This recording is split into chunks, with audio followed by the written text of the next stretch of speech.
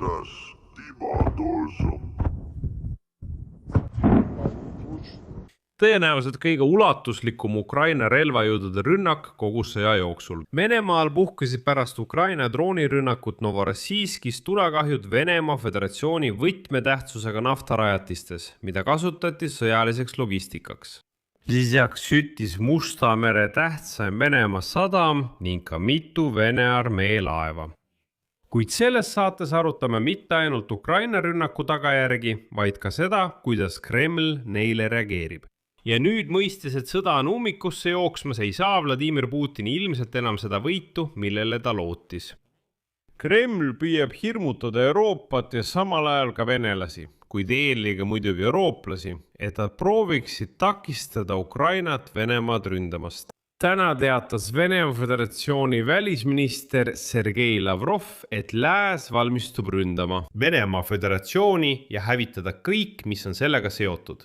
Ütleb ta, et kõike Vene oma tahetakse hävitada. Tema väitel käib jutt rünnaku ettevalmistamisest ühendatud Euroopa jõudude poolt, kus taaselustub natsismi ideoloogia. Ja uueks Hitleriks, kes viib kogu Euroopa suurele sõjale Venemaa vastu, nimetas Lavrov muidugi Zelenski. Minu nimi on Aleksei Betši, arutame seda teemat koos. Aga enne kui alustame, palun tellige minu kanal, pange like ja kirjutage kommentaar selle video alla. Olen selle eest väga tänulik, sest see aitab sisu YouTube'is palju paremini levitada. Lisaks sellele liituge minu Telegrami kanaliga Betši News, mille link on selle video kirjelduses.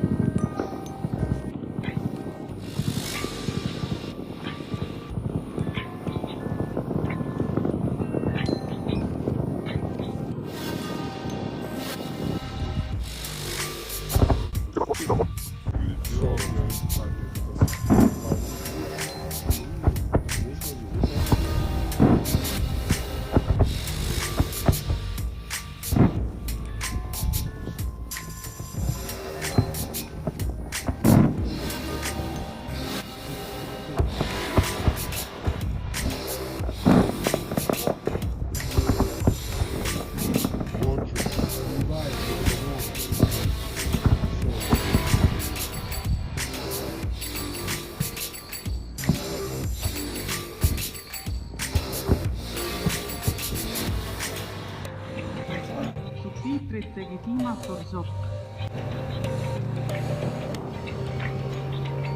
Nendel kaunitel kaadritel näete Ukraina droonide rünnaku tagajärgi Novorossijskis, Krasnodari krais Venemaa Föderatsioonis.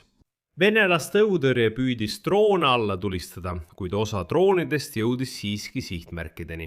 Novorossijski sadamas on näha, et puhkes tulekahju. Ja nüüd kinnitas linnapea Andrei Kravtšenko esmalt droonirünnaku ning kuulutas seejärel välja ka raketiohu. Hiljem täpsustasid linnavõimud, et tulekahju puhkes ka naftabaasi territooriumil alla tulistatud droonide rusude kukkumise tagajärjel. Süttis mitu tehnilist ja administratiivhoolet ning pidage see hetk meeles. Venelastele vabandust aetakse taas purus ilma ja öeldakse, et sellised purustused põhjustasid vaid alla tulistatud droonide rusud. Kuid hiljem teatas Ukraina relvajõudude peastaap, et pärast 23. mai öösel toimunud rünnakut puhkesid Novorossijskis tulekahjud võtmetähtsusega naftarajatistel. Vene Föderatsiooni naftarajatistel, mida kasutati sõjaliseks logistikaks. Üheks peamiseks sihtmärgiks sai Šeskarise naftaterminal Novorossijskis. Šeskaris on üks suurimaid naftaterminale Venemaal Musta mere ääres ja kuulub Transnefti süsteemi. Objekti kasutatakse nafta ja naftatoodete ümberlaadimiseks ning samuti venelaste okupatsiooniarmee vajaduste rahuldamiseks. Samuti tabati Novorossijski piirkonnas reservaari kompleksi. Pärast rünnakut registreeriti seal samuti tulekahju. Ukraina relvajõudude peastaabis märgiti, et naftabaas on oluline osa Šešarise kompleksist ning seda kasutatakse nafta ja kütuse ladustamiseks ja transportimiseks. Lisaks tabasid Ukraina sõjaväelased Musta mere akvatooriumis Venemaa Föderatsiooni varilaevastiku laevade baasi piirkond. ja vähemalt on kinnitatud tanker, kriisalise tabamine. Ja kogu see asi, nagu venelased kinnitavad, juhtus lihtsalt sellepärast, et juba alla tulistatud droonide rusud kukkusid alla. Aga siin teen ühe väga olulise märkuse. Asi on selles, et 2 naftatööstusobjekti, Gruševaja ja Šešharis, asuvad teineteisest 12 kilomeetri kaugusel ja kuuluvad Venemaa lõunaosa suurimasse ümberlaadimiskompleksi Tšernomor Transneft. Terminal tagab vastuvõtu, ladustamise ja ekspordiks saatmise. Ja just nendele Varifluti tankeritele ja veel Gruševaja Balka. See on kogu Kaukaasia suurim naftaladu, mis kogub toorainet ekspordiks läbi Novorossijski ja hõlmab üle 60 reservaari kogumahutavusega umbes 1,2 miljonit tonni.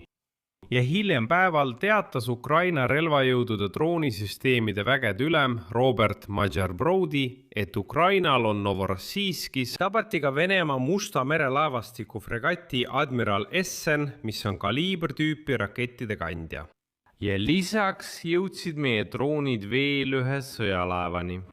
Madjari sõnul sattusid 23. mai öösel seesama Admiral Essen ja projekt 1239 õhkpadjaga raketilaev droonide rünnaku ajal tabamisalasse, Novorossijski sadamale ja Gruševaja Balka naftabaasile.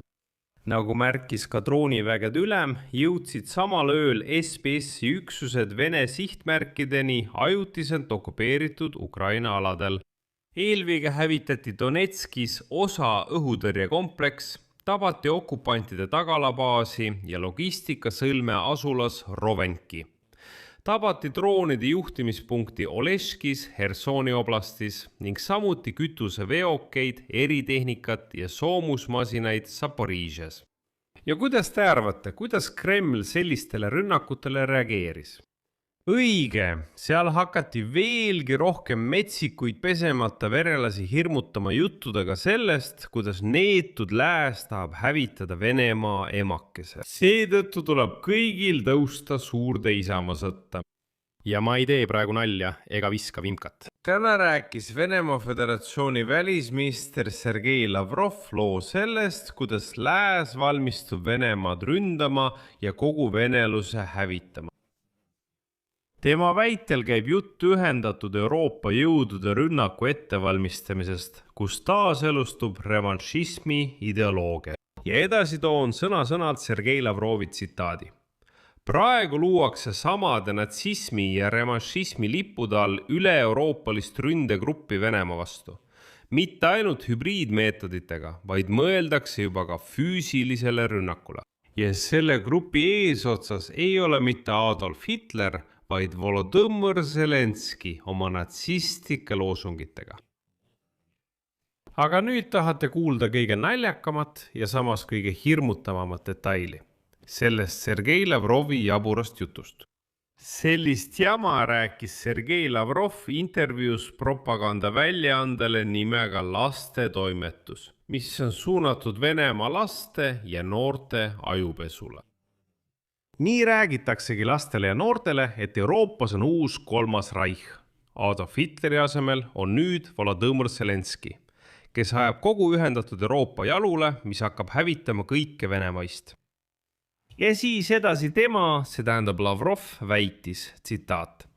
Just nemad, need globavistid, kannavad peamist vastutust selle eest, et praeguse Ukraina võimu eksistentsi mõtteks on saanud kõige hävitamine, mis on seotud Venemaaga. Lääs rahastab ja soodustab seda natsistlikku poliitikat heldelt, nõudes, et Ukraina jätkaks seda vastuvõetamatut joont. Lääs ei suuda kuidagi leppida Venemaa Föderatsiooni olemasoluga kui iseseisva sõltumatu subjektiga, mis pakub tsivilisatsioonilist alternatiivi. See kõlab lihtsalt naljakalt. Venelased ja tsivilisatsioon. See on mingi nali.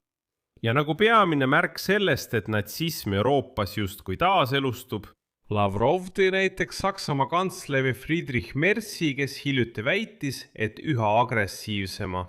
Ja selle metsiku Venemaa tõttu, mis metsikult ründab oma naabreid ega suuda tsiviliseeritult rahus koos naabritega elada, peab Saksamaast saama Euroopa juhtiv sõjaline jõud. ja Lavrovi arvates tähendab see Mertsi lause, et Merts on natsist, kes unistab kolmanda reichi taastamisest, mis paratamatult hakkab hävitama kõike Vene pärast. Seega on järeldus 1.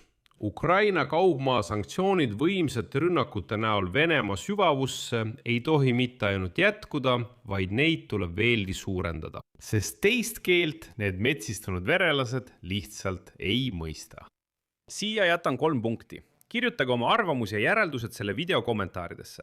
Tellige kanal, vajutage kellukesele ja ärge unustage vajutada meeldib nuppu. Kui soovite toetada selle YouTube'i kanali tööd, olen teile tänulik. Seda saab teha tehes annetuse ükskõik millise lingi või rekvisiitide kaudu, mis on selle video kirjelduses. Seal on täiesti erinevad võimalused. Valige ükskõik milline variant, mis teile kõige paremini sobib. Või kasutage oma ekraanil olevat QR-koodi. See on kõige lihtsam viis selle kanali tööd toetada. Sellega on kõik. Hoolitsege enda eest. Kõike head kõigile.